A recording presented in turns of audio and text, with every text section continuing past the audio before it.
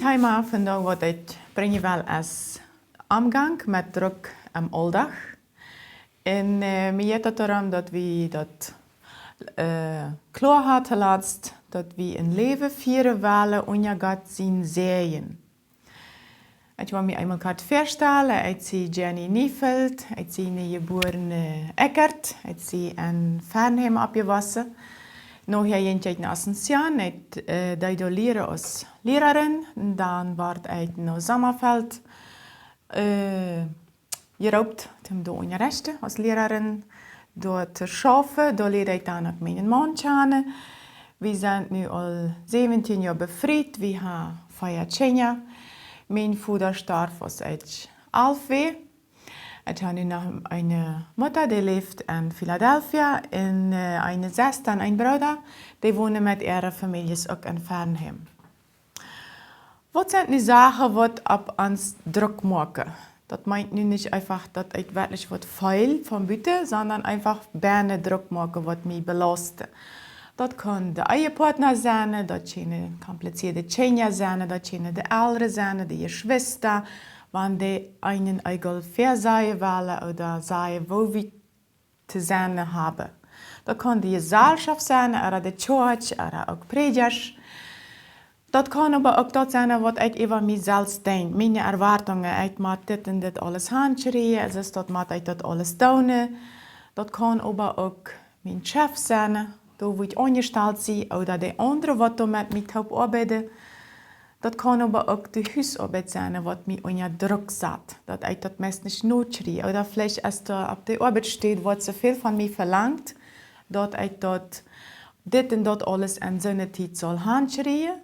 En dat niet handschrijven. Dat geeft dan den druk op mij.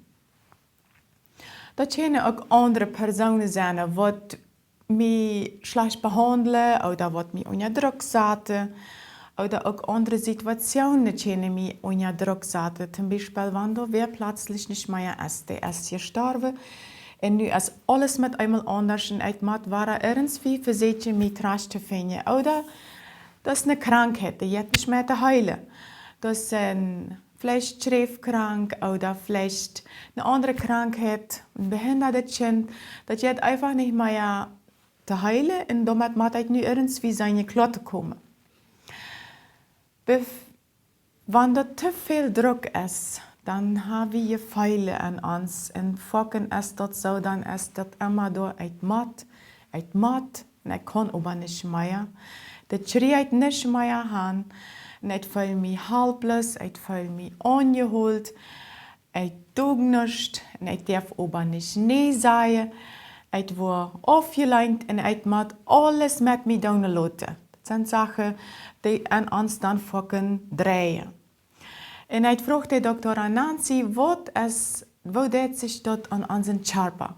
Wo deed so ein Druck, was wir eigentlich nicht sein können, aber was da immer ist? Da kann Kopfrichtung geben, dort kann geben, dass einer dieselig ist, einer kriegt mit einmal hostig Angst und weiß aber nicht gescheit, woran. Oder man fällt in Depressionen, man hat mit einmal in Schweiten, fängt an zu schweiten, wenn es nicht heiß ist. Oder man zittert an den Armen, an den Beinen. Oder man hat Probleme mit dem Magen, den Darm. Man fühlt sich immer müde, kann aber nicht schlafen. Das kann auch dazu führen, dass man nicht schnell kann. Oder dass der Blutdruck zu hoch ist, oder der Zucker zu hoch. Man verjagt viel, der ganze Körper geht weh, man hat Hautprobleme oder das Rost zu sein, das Schlecht zu sein, schwindet. Das sind Sachen, die können darauf hinweisen, irgendwo ist zu viel Druck in mein Leben. Ich frage auch einen Psychologen, den Egon Zawadzki, was ist das in uns Kopf? Wenn wir immer das haben, das denke ich mag und ich kann aber nicht mehr. Wenn das immer so ein ständiger Druck ist, dann haben wir einfach ein emotional stressiges Leben. So sind uns Beine, das kommt nicht mehr zurück. Das greift uns selbst an und folgen kommen wir dann dahin, naja, ich bin nicht wert oder ich bin nicht wichtig oder mit mir ist es auch nicht. Und das nicht dass das nicht verarbeitet, dass das nicht war, da am Gleichgewicht kommt, das kann dort Hand führen, man jäft sich ab. Man hat einfach nicht mehr die Kontrolle, oder man hat das Gefühl, ich habe keine Macht, ich kann nicht tun zu das. Und ich kriege einfach keine Pause mehr von dem Druck. Vorhin kommt man dann auch dahin, dass man das Abverdenken hat. Was ist Abverdenken? Das ist einfach, ich denke immer, was ich mache, in aller Welle fort von mir, in immer soll ich, und ich habe kein Mensch, was sich an mich kümmert, was mir läuft. Ich muss bloß immer geben, ich muss bloß immer ran, ich muss bloß immer schaffen. Und ich wollte einfach mal früh befragen, wo ist das beginnt? Ich stelle den 3 Fragen, lass mich antworten, dann schaut die erste Frage wie, wo reagierst du, wenn du unter Druck kommst, wenn du in eine Situation kommst, dass du weißt nicht kriegst. Und dann habe ich hier ein Bild von einer Mama, die stellt einfach die Gruppe bei sich über den Kopf und wavelt mit den Armen und macht ein Theater, dass die Kleine da besieht, einfach alle nicht mehr weit. Ist meine Mama noch ganz klar oder ist die vielleicht allen wird frei? Und diese früheste Antwort dann mir, sie waren, wenn sie zu viel Druck hatten, zu viele Sachen, die da kommen, dann waren sie ungeduldig, empfindlich oder abweisend. Gut fort, Mittag, kart angebunden, unberechenbar oder streitsüchtig, dass sie schwind irgendwo anfangen zu zanken. Oder man hat auch diese Panikgedanke, dass man nicht weiß, was kommt nu, was nu. Und vorhin muss man dann viel zu schwinde Entscheidung und das wird dann nicht der Rechte. Oder früher die sehen auch, sie schreien dann Kapriting, sie können nicht schlafen, der Puls herrscht.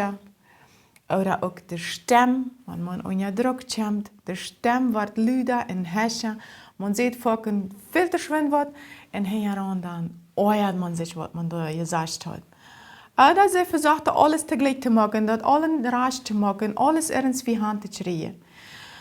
Eins die früher reagierte dann auch so, wenn ihr zu viel kommt, dann nu nicht noch viel fragen, nu bloß nach tun und scheiden allen ran.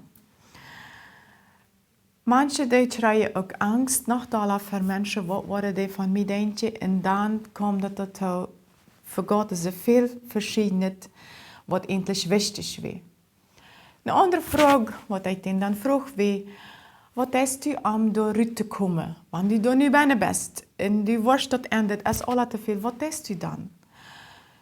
Viele sehen dann, nehmen sie sich einfach irgendwann einmal Zeit zum Klardenken und einfach auch zum ruhig werden, die überlegen, was ist nu dran?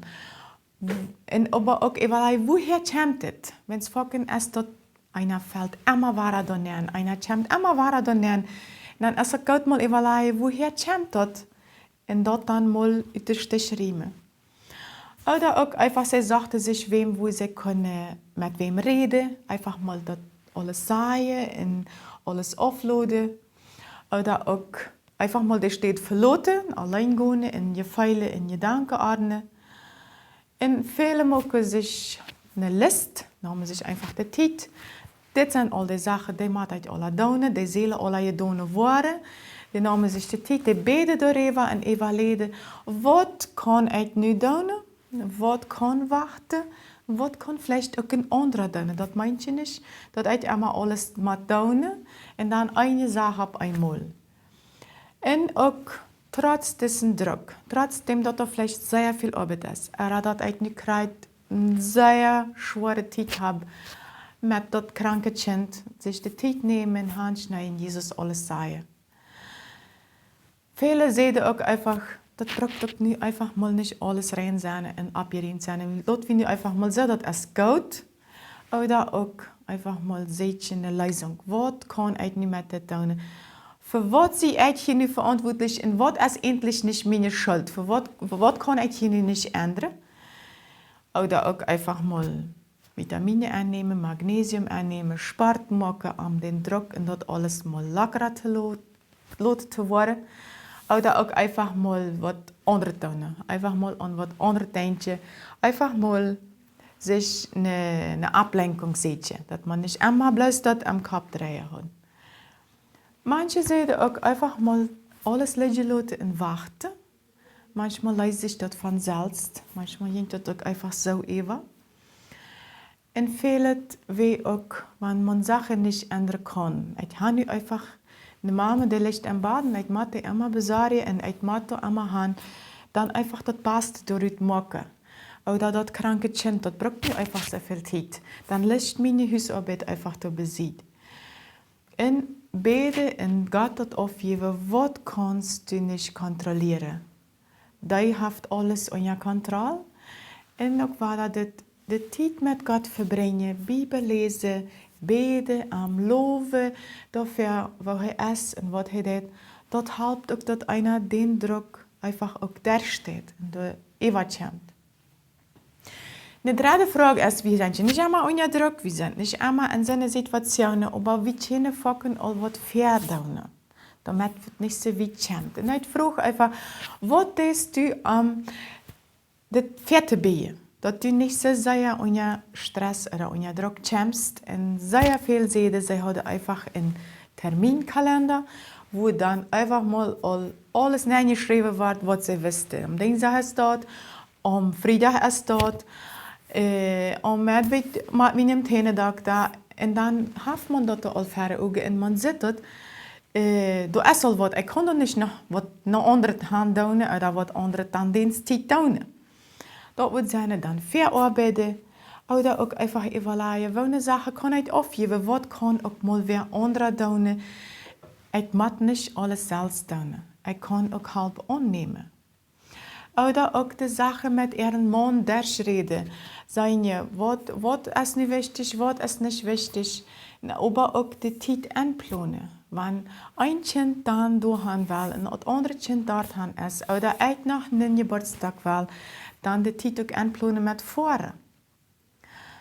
Und wenn da dann was zwischenkommt, dann auch einfach mal den Mut haben und Nein sagen, was zu viel ist. Wir können nicht alles tun, wir machen auch nicht alles tun. Und das ist eine Sache, wo wir fucking Flächentrouble haben, weil die Freude kriegt dort alles haben und die Freude kann dort alles tun.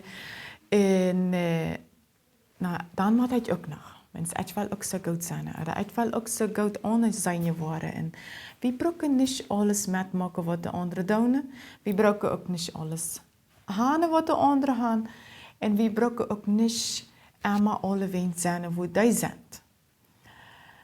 Wir können das Leben einfach auch mal tranquilo nehmen. Nicht einmal bloß rennen und bloß schaffen und bloß tun, sondern einfach mal fragen, was will Gott von mir? Wo sieht Jesus mich? Dort, was ich sehe, dort, was ich habe, das hängt nicht davon ab, wo Jesus mich sieht. Oder auch mich bewusst entscheiden, für wem tue ich das nu? Warum tue ich das nu? Wenn es mir wird, ob ich nu wichtig sie oder nicht wichtig sie, ob ich nu gelebt sie oder nicht, das hängt nicht davon ab, was ich handschrie oder was ich tun habe oder was andere über mich denken. Das hängt einfach davon ab, was Jesus über mich denkt. Diese lange Liste, das meint nicht, ich sehe nur dann gut, wenn ich das alle handschrie. Das ist einen halb das und den anderen halb dort. Jeder einer muss sehen, was ich finde, wenn wir alle verschieden sind. Eine andere Sache ist auch ein Druck. Wenn wir einen Gesellschaftsdruck haben, zum Beispiel, das ist nicht alles negativ. Der Gesellschaftsdruck, der hilft uns in viele Sachen. Zum Beispiel, wo wir uns benehmen, wo wir uns antragen, wo ich uns früh ein Mann übersehen oder wo ein Mann früh übersehen. Das sind Regeln, die helfen uns und die schützen uns, dass das alles auch am Raum bleibt. Situationen, wo wir unter Druck sind, wo das immer geben. Das kann sein, dass ich ein schwieriges Kind habe, was mich immer wieder an die Grenze bringt. Das kann sein, dass ich einen schwierigen Partner habe, der vielleicht kompliziert ist. Das kann sein, dass ich schwere Eltern habe. Oder dass es eine Krankheit in der Familie, oder dass wir gestorben, oder das sind Geldprobleme oder andere Probleme. Die Probleme, die waren immer da sein. Das sind Sachen, die lässt Gott einfach tun. Und ein Ziel damit ist, oder ein Ding damit ist, glaube ich auch, dass er will uns nur deine sich holen. Und Ik heb immer de wohl wil uitreageren. Dat is mijn verantwoording. Dus uitreageren, dat kan keiner meer verzeihen. Dat uitbestemmen. Maar vaak zijn we zo, dan denkt we, nou ja, wanneer je wordt vriendelijk te mij zijn, dan wordt je ook vriendelijk zijn. Oder wanneer je nog een meer zijn had en meer gereisd had, dan wordt je ook gereisd hebben.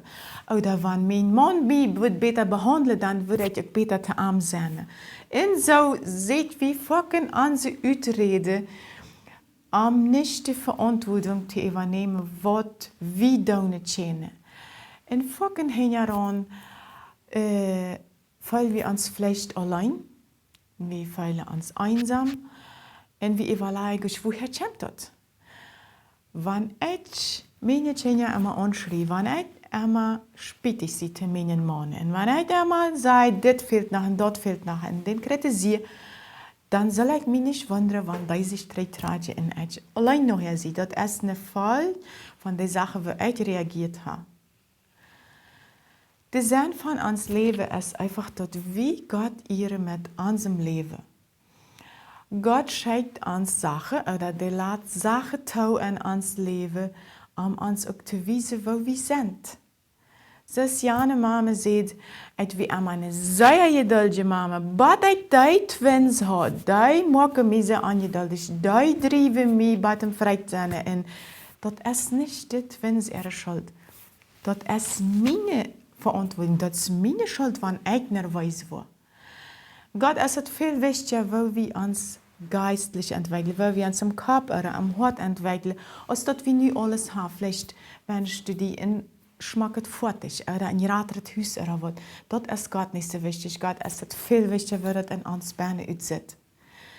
Die sollten die redet uns immer wieder an. Dat we immer waren denken, nee, wanneer het anders wordt aan mij zijn, dan wordt het ook anders zijn. Maar de waarheid is, wanneer du nu niet diesen Frieden hast, wat Gott dir heeft, dit gelijk, dan wirst du dat ook niet hebben, wanneer het anders wordt aan die zijn. En ik wil eenmaal wijzen waar dat is. Waar is dat, wanneer we ons vallen? Met wat vallen we ons? Wat zit je am status? Is dat wat goed? Oder ist das was nicht so gut ist? Ist das vielleicht ein Bild, was mich gruselt? Oder habe ich mit den Nachbarn über eine andere geplüdert? Oder habe ich mich sehr geärgert? Oder habe ich vielleicht ein YouTube, was gecheckt, was nicht gut für mich wäre? Oder was habe ich im Status gesehen? Das sind Sachen, die fallen uns. Und wenn wir dann unter Druck kommen, dann ist das so der Schwung, das ist voll jetzt ab, das haben wir sein. Wenn wir dann unter Druck kommen und das ab uns dreht, was kommt dann raus? Dann kommt das raus, mit was wir uns gefällt haben. Wenn ich nu mit Gott geredet habe, das ist mein Freund, wenn ich mit einer Bibel gelesen habe, wenn ich vielleicht bei der Frühstunde war und davon Gott hier in mir fallen lässt, oder wenn ich mit wem Taubterre getrunken habe, wie er schön spaziert und wie er uns erbühen, wie er uns abrichten, Mut machen. Wenn ich dann unter Druck komme, dann ist das ganz anders, was da rauskommt. Das ist klar und das kann ihm sehen werden.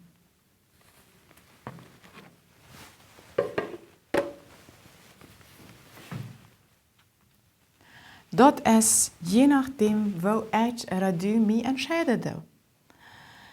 In der Bibel sehen wir viele Beispiele, da werden immer die Menschen für eine Entscheidung getroffen, gestellt. Du musst dich entscheiden, was wollen sie.